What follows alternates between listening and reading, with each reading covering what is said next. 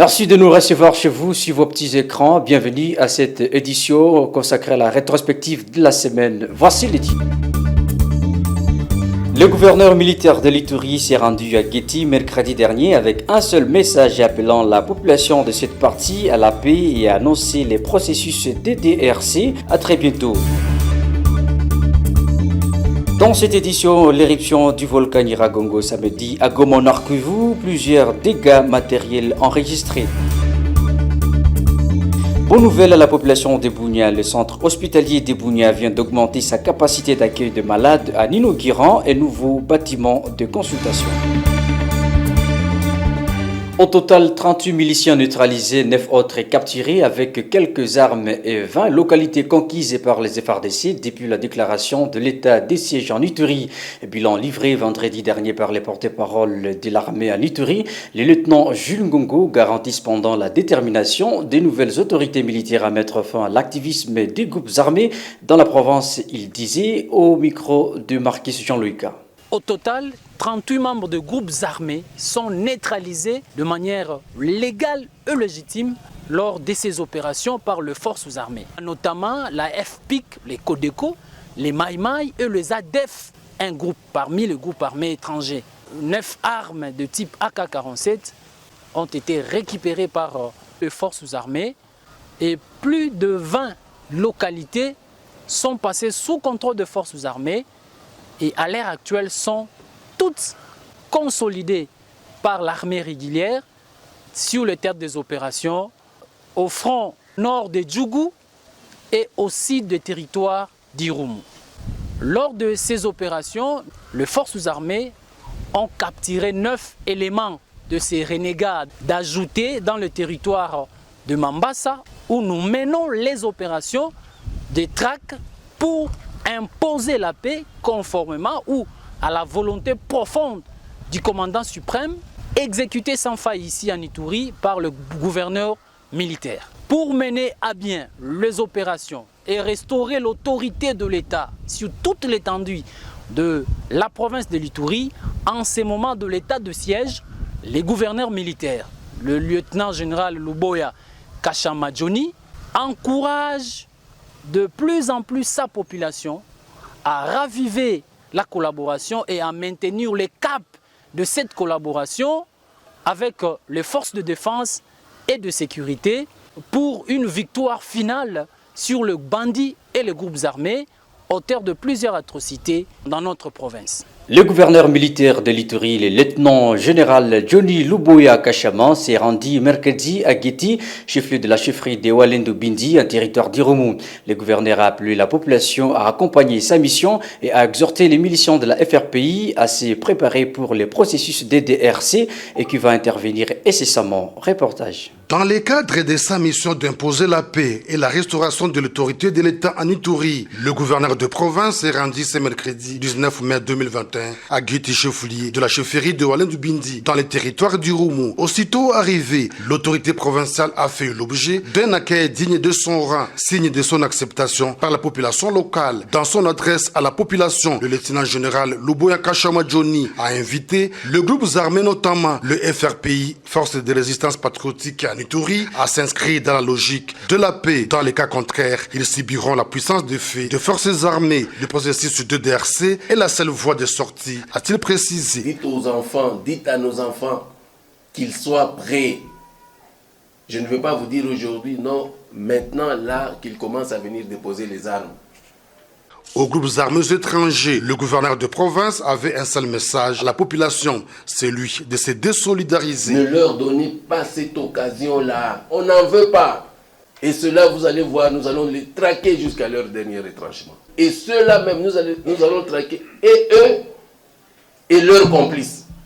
Et là, on sera sans pitié. Rappelons que le lieutenant général Luboya Kashama était parmi les officiers chargés des opérations de DDR de la même milice en 2012, dont sa présence à la tête de la province du Ituri constitue un espoir pour la population de la chefferie de Walendu Bindi. Dans le cadre des mesures d'accompagnement de l'état de siège, le nouveau commissaire provincial de la police dans la province de l'Ituri, le général Ngoyi Sengiloa, a pris officiellement ses fonctions mardi 18 mai dernier. Récemment nommé par le chef de l'État, ce nouveau commissaire qui succède au général Sabiti Abdallah a pour mission d'appuyer l'état de siège décrété dans cette province. Reportage.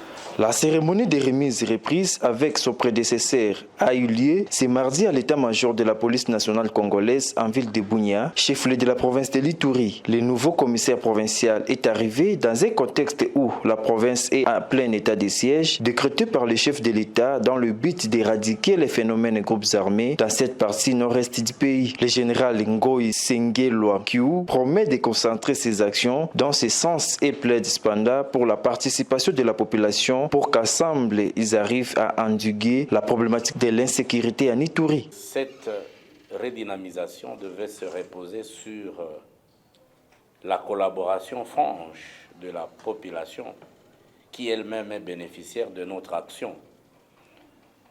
Cette collaboration s'inscrit tout simplement dans ce que la réforme veut, le partenariat.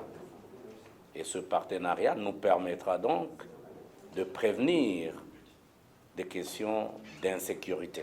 Notre rôle, nous, c'est le maintien de l'ordre, la sécurité publique et la salubrité publique. Les triptyques sécuritaires qui nous imposent le contact régulier avec cette population-là. Signalons que ce nouveau commissaire provincial de la police succède au général Sabiti Abdallah qui est appelé à exercer les mêmes fonctions dans la province de la Tchopo. L'Ituri, une province qui a besoin de la paix pour son développement, à l'instar des autres provinces de la République démocratique du Congo. Son chef-lieu, Bunia, a pouvait déjà présenter un modèle en dépit de l'insécurité. Ces temps-ci, des messages se multiplient appelant les uns les autres à la paix. Suivez. On se croirait dans un quartier huppé de la commune de la Gombe ou à ma campagne dans la ville de Kinshasa. Mais non, nous sommes à Bunia, province de l'Ituri, que d'aucuns qualifient de l'intérieur du pays. Ici, les immeubles poussent comme des champignons chaque jour qui passe. Les poches d'insécurité ne sont pas un obstacle pour ces Ituriens qui croient en l'avenir de leur province à travers la restauration de la paix et de l'autorité de l'État. Des fêtes d'anniversaire, des mariages et d'autres réceptions y sont organisées. Cette population est désormais rassurée depuis l'avènement des gouverneurs militaires qui intensifient les opérations de traque des groupes armés sur le terrain. Quand il y a l'insécurité, il n'y a personne qui est motivé à faire plus parce qu'il est en train de penser que plus tard, quand il va le faire, tout cela sera détruit. Ces immeubles de 2, 3, voire 4 niveaux ont pour la plupart été construits en temps de paix. Note ces notables du coin qui déplorent cependant les ralentissements de l'activité économique en cette période. J'appelle les Ituriens d'être derrière nos forces loyalistes, les FARDC, et de soutenir l'idée du chef de l'État, son Excellence Antoine Félix Tshilombo. Avec l'état de siège, nous espérons la paix d'ici 1 mois, 2 mois, 3 mois. Même après 6 mois, nous aurons toujours la paix. D'où cet appel des opérateurs économiques de l'Ituri en direction des fils égarés à déposer les armes et à revenir à la raison. Nous invitons les groupes armés d'abandonner cette sale besogne. Venez faire les commerces ou vous faire enseignant ou encore entrer dans l'armée par la grande porte. Les boulevards de Libération qui traversent tous les centres-villes jusqu'à l'aéroport de Bunia a été recouvert de sa couche d'asphalte au grand bonheur des usagers de la route. D'autres avenues attendent une opération similaire pour lutter contre la poussière qui s'y dégage, source de beaucoup de maladies. Comme disent les Saintes Écritures dans le livre du prophète Ésaïe chapitre 2, le verset 4, un jour les armes seront transformées en houx, les épées et les machettes seront transformées en royaux et l'on n'apprendra plus la guerre. La guerre sera donc finie et la paix sera sur toutes les lèvres. À Santé, inauguration samedi dernier des bâtiments pouvant abriter les salles de consultation et des réceptions de malades au centre hospitalier de Bunia. Sur fonds propres de cette structure médicale, des précisions avec le docteur Yves Farial. Vous savez que la ville de Bunia est en train de s'agrandir avec l'exode rural et avec des nouveaux lotissements, quartiers qui s'ajoutent. Ça fait que la population commence à devenir nombreuse dans la ville et la demande également pour les soins ne cesse d'augmenter. Et cela a fait, comme nous avons dit dans notre mot de circonstance, que nous avons ressenti vraiment le besoin d'avoir un bon bâtiment pour la réception ainsi que les consultations de malades qui viennent solliciter les soins chez nous. La durée des travaux, ça a pris pratiquement 5 mois et les coûts tout global de la construction s'était élevé autour de 37 000 $.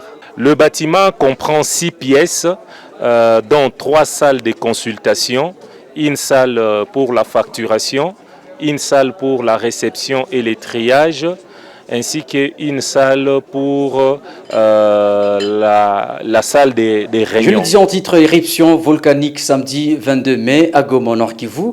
Il s'agit du volcan Nyiragongo, un événement à la base de plusieurs dégâts matériels. L'on signale également des morts suite à la situation de panique. Suivez. Un fleuve de lave, encore fumante.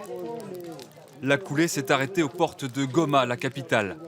Mais elle a englouti plusieurs villages sur son passage, dévasté de nombreuses maisons et laissé derrière elle un paysage noir et une odeur de soufre. Il y a des parcelles, il y a les gens, il y a la population qui ont perdu les biens, il y a d'autres peut-être. Il y a aussi des pertes, des morts, on ne sait pas. Le Nyiragongo s'est réveillé hier en fin de journée. Le ciel devient rouge, des flammes géantes embrasent la montagne. Très vite, une coulée incandescente de 400 mètres de large glisse vers la ville et ravage les premiers bâtiments. Les gens sont encore dans leurs maisons. Sous le regard pétrifié des habitants. J'ai vu le volcan qui nous a envahis juste après 18h. On a vu les flammes dépasser les collines et on a tous été surpris. Paniqués, 7000 habitants fuient à pied, à moto, en voiture, vers le Rwanda à 15 km de là, souvent dans la précipitation, sans savoir ce qu'ils retrouveront. Maintenant, la priorité pour les organisations humanitaires, c'est de se rendre sur place. On anticipe des besoins importants potentiels en eau et en nourriture. Selon les autorités, la coulée de lave elle-même n'a pas fait de victimes, mais les mouvements de panique ont fait 5 morts. La dernière éruption du Nyiragongo en 2002 avait fait 100 victimes. C'est la fin de cette rétrospective de la semaine sous la coordination d'Alain Moukoko, supervision des massages Moukadi sous la réalisation d'Adolphe Jedidja. Voici le rappel des titres. Le gouverneur militaire de l'Ituri s'est rendu à Guéti mercredi dernier avec un seul message appelant la population de cette partie à la paix et à annoncer les processus DDRC. À très bientôt. Dans cette édition, l'éruption du volcan Nyiragongo samedi à Goma, Nord Kivu, plusieurs dégâts matériels enregistrés. Bonne nouvelle à la population de Bunia, le centre hospitalier de Bunia vient d'augmenter sa capacité d'accueil de malades en inaugurant un nouveau bâtiment de consultation.